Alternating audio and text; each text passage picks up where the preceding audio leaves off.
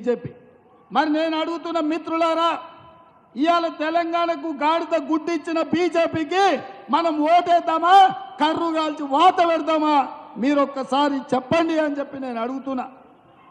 అదేవిధంగా ఇవాళ రైతు రుణమాఫీ గురించి, రైతు బంధు గురించి చంద్రశేఖరరావు మాట్లాడుతుండు. మరి చంద్రశేఖరరావు మతుండు మాట్లాడుతుండో, మందేసి మాట్లాడుతుండో నాకైతే అర్థం కాలే.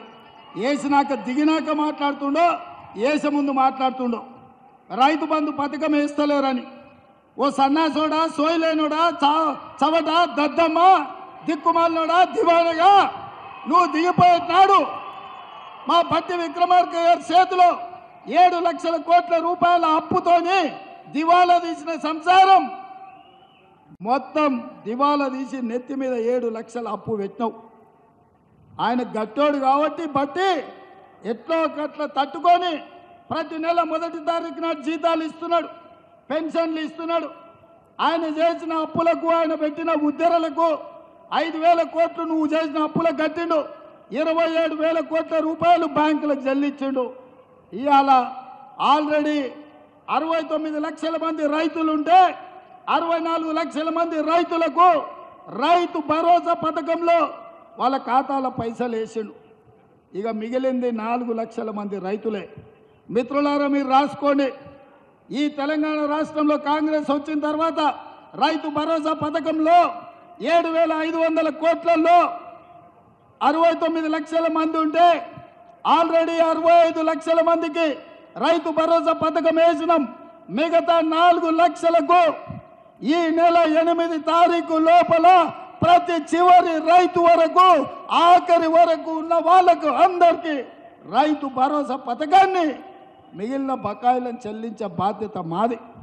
ఒక పక్కన జీతాలు ఇచ్చుకుంటూ అంగన్వాడీ వర్కర్లు, ఆశా వర్కర్లు, బడులలో మధ్యాహ్నం భోజనం వండే వర్కర్స్ నుంచి ప్రతి వాళ్లకు ప్రతి నెల 1వ తారీఖు నాడు జీతాలు ఇస్తూ నువ్వు నెత్తి మీద పెట్టిన కుంపటి 7 లక్షల కోట్ల అప్పుకు 27,000 కోట్ల రూపాయలు మెత్తి కట్టుకుంటూనే మా రైతుల పట్ల ప్రేమ ఉన్న మేము 150 రోజులు తిరిగే లోపలనే 7,500 కోట్ల రూపాయలు ప్రతి చివరి రైతు వరకు రైతు భరోసా పథకాన్ని అమలు చేస్తున్నాం.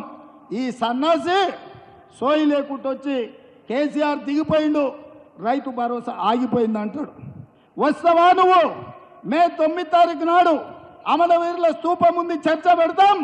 అమరవీరుల స్తూపం సాక్షిగా ఈ రాష్ట్రంలో ఎవరికైనా, ఏ రైతుకైనా, అది ఖమ్మం కావచ్చు, కొత్తగూడెం కావచ్చు, ఆదిలాబాద్ కావచ్చు, అలంపూర్ కావచ్చు, అచ్చంపేట కావచ్చు, కొడంగల్ కావచ్చు, లేకపోతే మదిర కావచ్చు, ఏ రైతుకైనా ఈ నెల 9 తారీఖు లోపల ఏ ఒక్క రైతుకైనా బకాయి ఉంటే నేను సవాలు చేస్తున్నా, అమరవీరుల స్తూపం ముందు ముక్కు నేలకు రాసి క్షమాపణ చెప్తా.